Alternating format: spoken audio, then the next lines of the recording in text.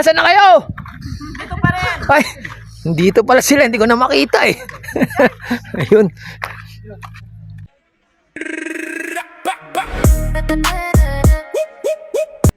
Mga amigo, first time nga pala namin mag-camping kasama ang Team Layas.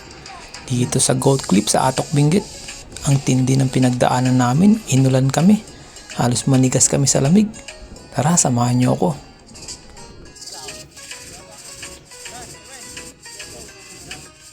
Sobrang kapal ng pag mga amigo.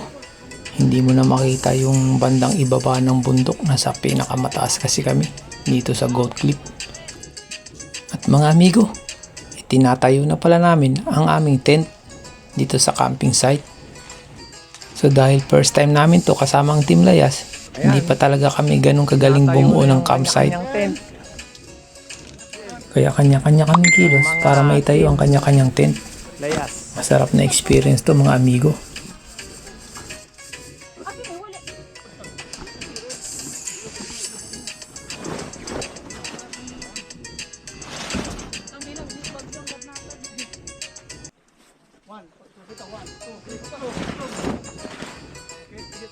At habang tinatayo nga namin ang tent mga amigo, nakakaramdam kami na parang uulan kasi medyo umaambon. Kaya nagmamadali na kami para mabuo na namin ang aming campsite.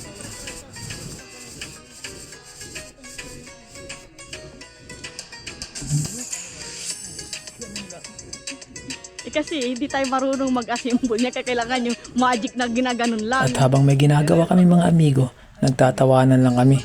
Wala kaming kaalam-alam sa parating na panahon. Sabihin, manaarapan tayo, tagay sala tayo. Oh, ito na sila, busy. Dahil first time nga namin itong mga amigo, talagang medyo nahirapan kami kung paano buuin yung lahat ng tent. Ayan, nabuo na yung tent ng Team Layas. Ano, diyan kami mag-overnight. Mga amigo. Buo na ang aming mini camp, inuman. Ayan o. Nagre-ready na ng ng populutins.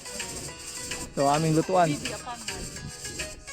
O, di ba? Wow, pero ina thermos, very good. Tig. Ayan mga amigo. Talagang napakakapal na ng pag. First time namin mag-camping tas ganito. Kakaiba. Tingnan nyo hindi nyo na makikita yung mga tent dito halos ganyan kakapal ang pag. Diba?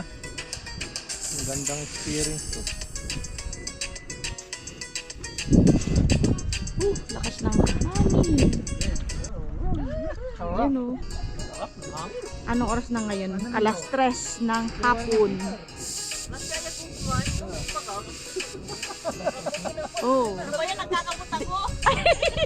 Di ba alas 3 ng hapon, tinan mo na may tsura niya, no? Wala kang makita. Grabe, no? Pag alam mo, hindi nilalamig, Ayan mga amigo, mag-iihaw na tayo ng pang-ulam namin sa gabi. Ang hapunan namin ay inihaw na isda.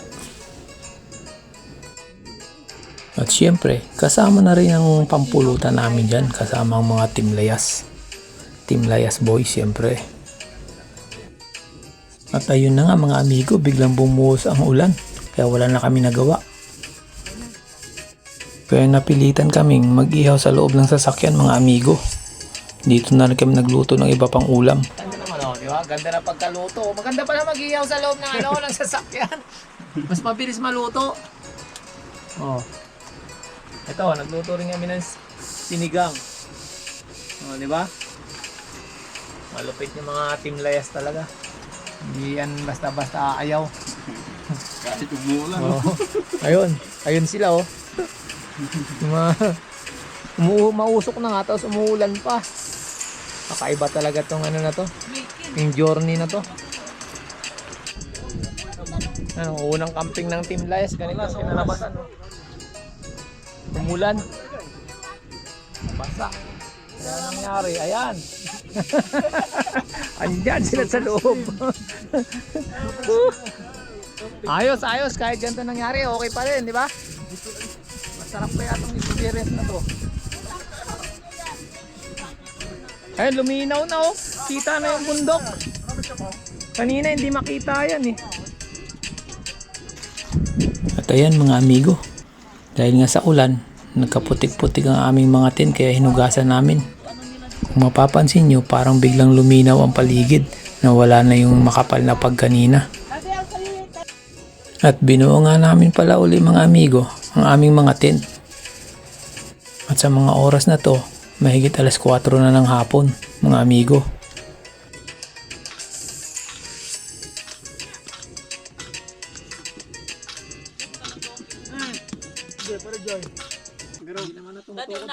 Oh, pwede na yun.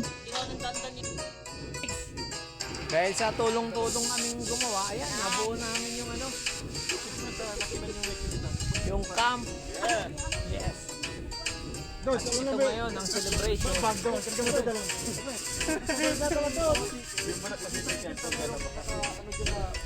Diba? Team Layas. At ayan mga amigo, maaga kami naghapunan. Mapapansin nyo, nakapang-jacket na kami lahat dahil talagang hindi na namin kaya yung lamig. Kaninang hapon nakasando pa ako, tinitiis ko pa yung lamig. Pero ngayon talagang hindi na kaya. Doble-doble na yung mga damit namin mga amigo. Talagang matindi ang lamig dito. Amigo, kita niyo yung mga Team Layas o kung ano-ano na binabalot sa ulo. talagang nako, manginginig kayo sa sobrang lamig. Ako nga nakakumot na.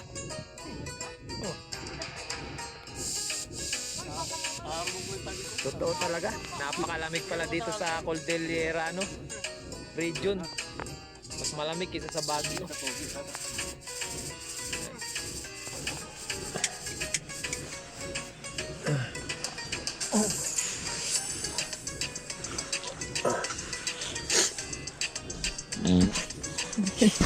Good morning mga amigo. Time check nga pala, 5:30 ng umaga. Day 1 ng aming camping. Napakalamig. Nagpalit ako ng jacket kasi hindi kaya nung una akong jacket eh. Tsaka barado na yung ilong ko sa sobrang lamig.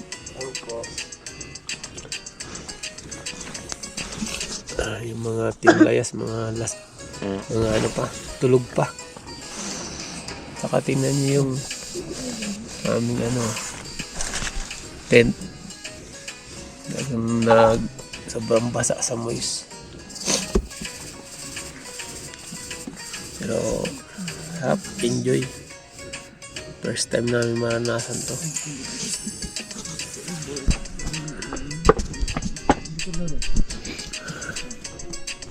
Tulog pa si Mrs.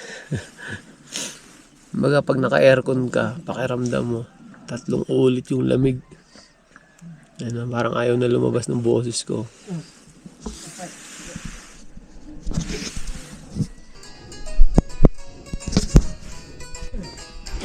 Yan mga amigo, yung view pag wala pang sea of clouds. Mamaya-maya niyan, pag nagkaroon na, hindi mo na makikita yung mga kabundukan yan.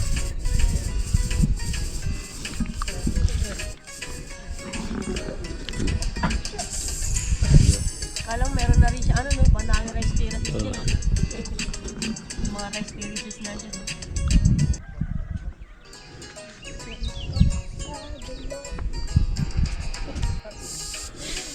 Yan mga amigo, tingnan niyo si Mrs. Balot na balot ng Bakit? Bakit ka nakabalot? Sobrang lamig niya ako. Nakagayat nagsusuit ka.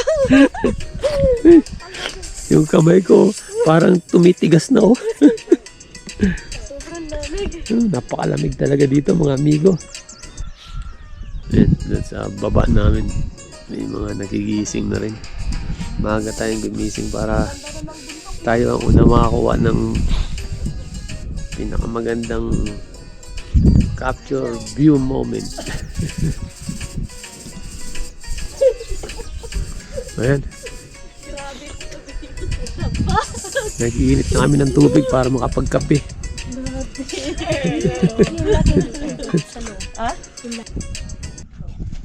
Ayan mga amigo, nagre-ready na kami ng aming pang-almusal.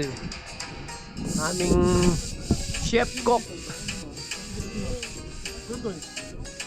Ano ang ating almusal dyan, brother? Wow, meatloaf. Yun oh. Talaga naman. Dami.